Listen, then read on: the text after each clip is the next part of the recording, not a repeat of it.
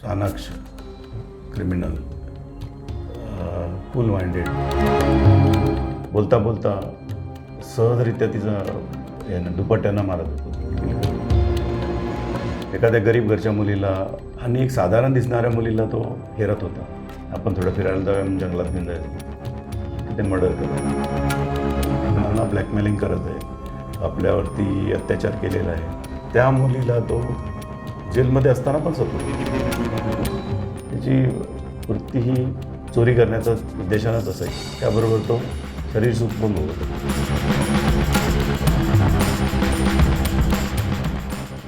नमस्कार, मी रजत सावंत. गोमंतक डिजिटलमध्ये आपलं स्वागत आहे. आज आपल्या स्टुडिओमध्ये आले आहेत निवृत्त पोलीस अधीक्षक CL पाटील सर, ज्यांनी दुपट्टा किलर महानंद नाईक या संपूर्ण प्रकरणाचा छडा लावला. तर आज आपण त्यांच्याकडूनच जाणून घेणार आहोत या प्रकरणाची सविस्तर माहिती. दुपट्टा किलर महानंद नाईक या प्रकरणाची नेमकी सुरुवात कशी व कोठे झाली? 2009ला जेव्हा मी कोंढा पोलीस स्टेशनला मला फेब्रुवारी मंथमध्ये बदली झाली, तेव्हा तिथे एक मिसिंग वुमनचं एक केस होती पेंडिंग. योगिता नाईक ह्या मुलीची मिसिंग केस होती आणि तिचे पेरेंट्स मला भेटले आणि असं म्हणाले की महिनाभर झाली मुलगी आपली मिसिंग आहे आणि तपास काय होत नाही झाला आहे. सो तो आम्ही ते इन्व्हेस्टिगेशन सिरियसली घेतलं, कारण एक तरुण मुलगी मिसिंग आहे आणि तिचा फोन पण होता तिच्याबरोबर. सो आम्ही ते कॉल डिटेल्स काढले आणि कॉल डिटेल्स वर्कआउट केल्यानंतर काही लिंक्स मिळाले आम्हाला, कोणतरी त्याच्याबरोबर बोलत होतं.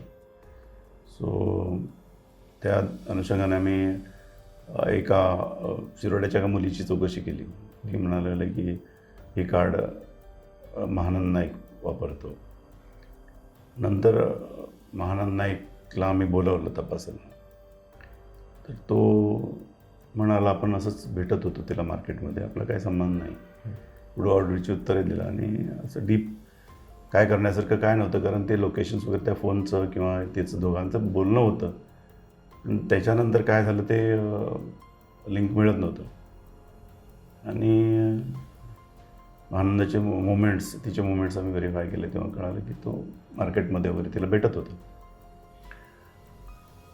मग आम्ही त्या मुलीचे कॉल डिटेल्स काढले आणि जिचा फोन येत होते त्यांचे कॉल डिटेल्स काढले. वेगवेगळे कॉल डिटेल्स काढताना एखादा असा नंबर मिळाला की एक केप्याच्या मुलाचा नंबर मिळाला आणि तो त्या मुलीच्या जे मिसिंग झाली होती त्या दिवशी त्या मुलीशी कॉन्टॅक्टमध्ये होता. आम्ही त्या मुलाला इंजिनिअरिंगचा स्टुडंट होता त्याला आणल्यानंतर असं समजलं आम्हाला की त्याचा मोबाईल काही महिन्यापूर्वी बसमध्ये हरवला होता आणि त्यानं कंप्लेंट वगैरे कुठे दिली नव्हती. मग पुन्हा प्रश्न आला की आता हे कार्ड कोण यूज करतं. सो डेप्थमध्ये जाऊन आम्ही त्या कार्डची चौकशी केल्यानंतर असं समजून आलं की महानंद यूज करतो कार्ड ते, आणि ते कॉल डिटेल्स काढले. त्याच्यानंतर काढता महानंदला परत इंट्रोगेशनला बोलवलं आणि तेव्हा महानंद परत आपलाच तेच करत होता. आता महानंदला कस्टडीमध्ये इंट्रोगेशन करणं गरजेचं होतं आणि जेव्हा आम्ही हे तपास करत होतो तेव्हा एक पीडित मुलगी होती जिच्याशी त्याचे कॉन्टॅक्ट होते. त्या मुलीशी आम्ही संपर्क साधला, तेव्हा ती मुलगी अक्षरशः रडून सांगायला लागली की आपण एवढी वर्ष ह्या माणसानं आपल्याला त्रास दिला आहे आणि आपणाला ब्लॅकमेलिंग करत आहे, आपल्यावरती अत्याचार केलेला आहे आणि आपण एकदा सुसाईड अटेम्प्ट केला आणि ह्याच्या दहशतीपुढे आपण नतमस्तक होऊन हे सगळं भोगत आहे. आणि ती मुलगी आणि तिची बहीण दोघी पण एकीकडे राहायच्या, तिला आईवडील नव्हते. मग त्या मुलीची आम्ही तक्रार घेतली आणि ती केस रजिस्टर केली आणि त्याच्या कस्टडीमध्ये घेऊन महानंदला इंट्रोगेट केलं आणि तिथून मग ह्या प्रकरणाला वाचा सुटली. ही पहिली केस झाली ती. तिथून मग ती चालाकीनं त्यानं खूप काय सांगितलं आम्हाला, पण कुठेतरी तो एक सिंपल कॉल केला होता त्या मुलीच्या फोनवरून त्यानं, आणि ते कॉल आम्हाला केरी एरियातून मिळालं तो. सो तिथपर्यंत आम्हाला मग लिंक मिळालेली की हा तिच्याबरोबर होता. तिथून आम्ही तपास करून त्याला कन्फेस केलं त्यांनी ती पहिली केस. दुपट्टा किलर महानंद नाईक, या महानंद नाईकची पार्श्वभूमी काय आहे? तो राहायचा कुठे, काय? महानंद नाईक हा तरवळे शिरोडा इथे राहायचा. मॅरिड होता तो, त्याची बायको होती, एक लहान मुलगी पण होती त्याला. आणि पहिला तो रिक्षा वगैरे चालवायचा, रिक्षा बिफोर मॅरेज. नंतर मग तो असाच बेकारच होता. पण कुणाला काय गावात माहीत नव्हतं तो काय करतो, कसं पोट भरतो. हा सगळ्यांशी चांगला राहायचा, व्यसन कसलं नव्हतं त्याला, आणि अगदी व्यवस्थितपणे ही कर्म करत होता तो. आणि अशा रॉबऱ्या करून तो चरितार्थ चालवत होता.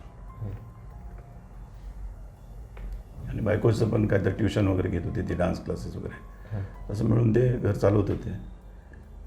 त्याच्या व्यतिरिक्त त्याचा स्पेसिफिक असा काही धंदा नव्हता. पहिला रिक्षा ड्रायव्हर होता. म्हणजे एका सामान्य फॅमिलीतनं तो येत होता. सामान्य फॅमिलीचा मुलगा तो.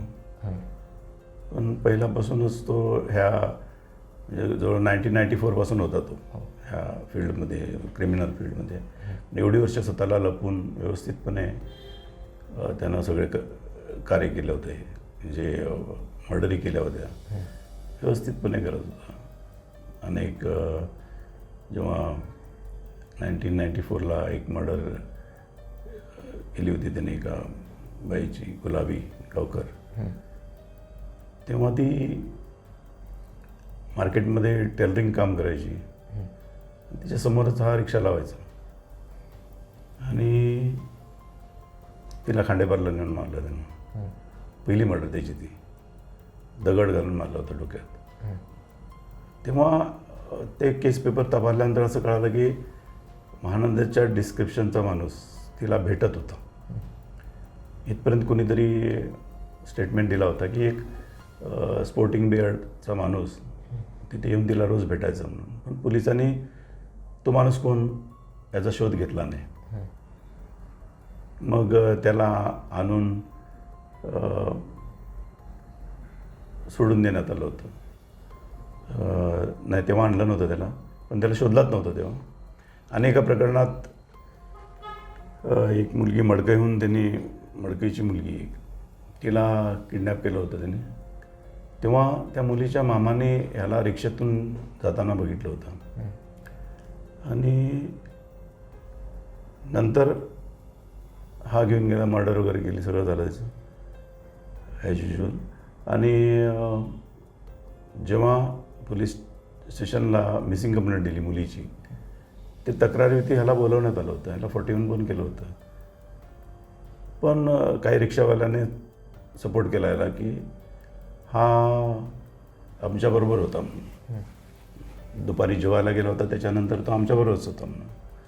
पण तिथे पण पोलिसांनी चूक केली की जेवायला गेलेला घरी गेला होता की नाही हे तपासलं नाही. 1 तासाचा जो मोमेंट्स होते ते पोलिसांनी तेव्हा तपासले असतात तर एवढ्या मर्डर झाले नसतात. ते तपासले नाही, त्याला सोडून दिलं. तेच त्याचे ओल्ड केस पेपर फाईल त्यांच्याने खूप नंतर मुख्यमंत्री, गृहमंत्री सगळ्यांना तक्रारी केल्या, गव्हर्नरला तक्रारी केल्या. पण तेव्हा मोठंसं काय पोलिसांनी तेव्हा ॲक्शन घेतली नव्हती त्याच्यावर. आणि नंतर मग तेच केस पेपर आम्हाला मिळाले, ते आम्ही मग यांना कन्फेस केल्यानंतर लावून आम्ही ती केस चार्जशीट केली. त्या मुलीची बॉडी मिळाली नाही, तरी पण लास्ट सीन थेरीप्रमाणे त्याला कन्व्हिक्शन पडलं आणि सुप्रीम कोर्टमध्ये सुद्धा तो ती केस हारला.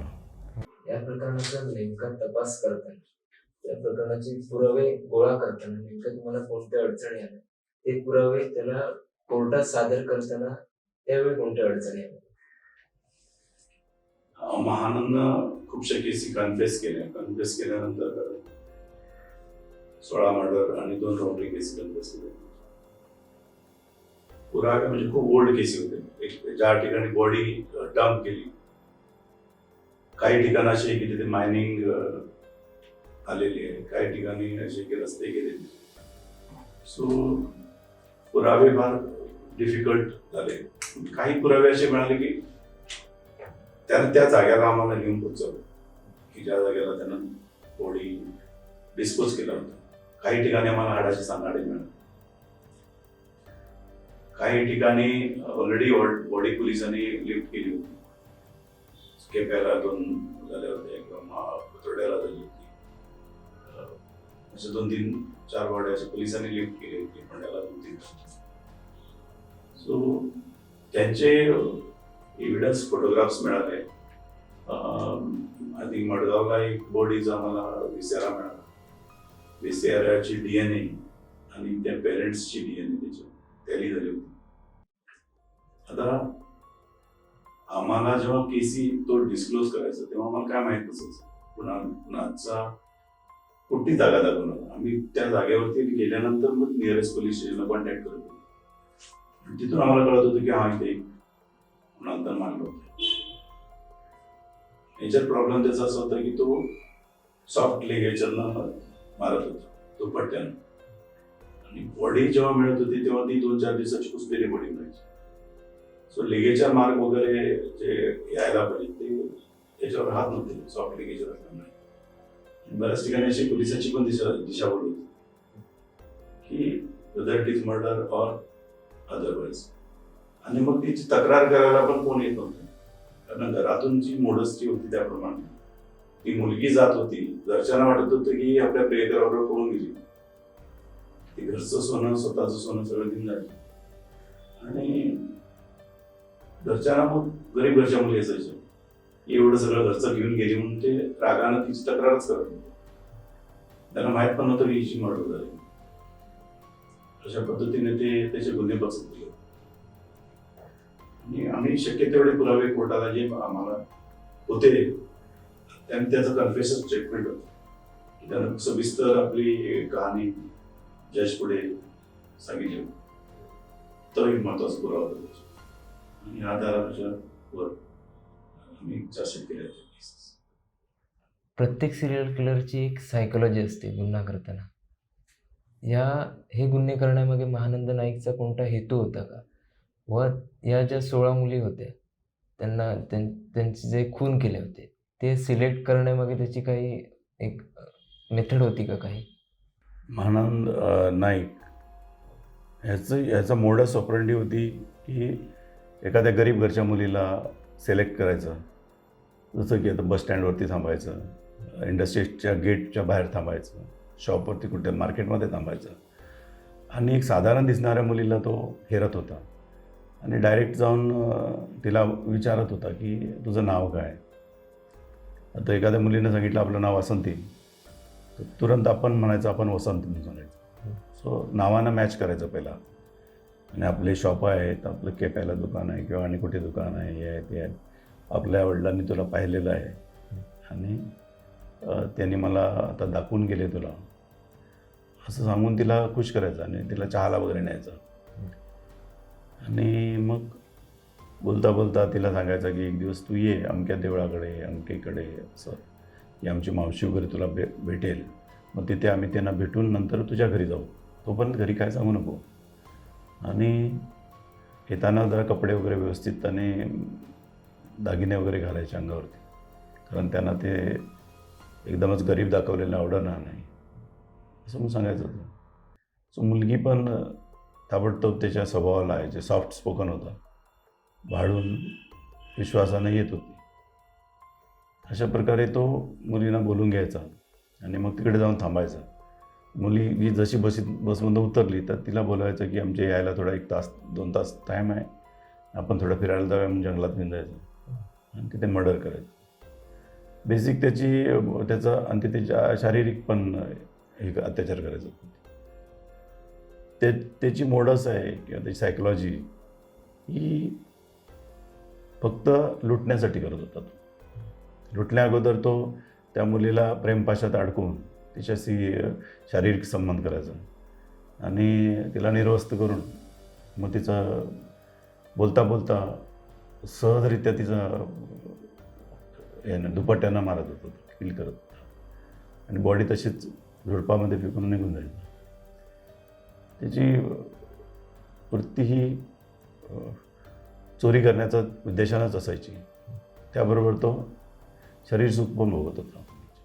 या तपास कामादरम्यान तुम्ही महानंदाची चौकशी करताना तो कसा तुमच्याशी इंटरॅक्ट व्हायचा, तो या गुन्ह्यांचा उलगडा करताना कसा तुम्हाला सामोरं जायचा?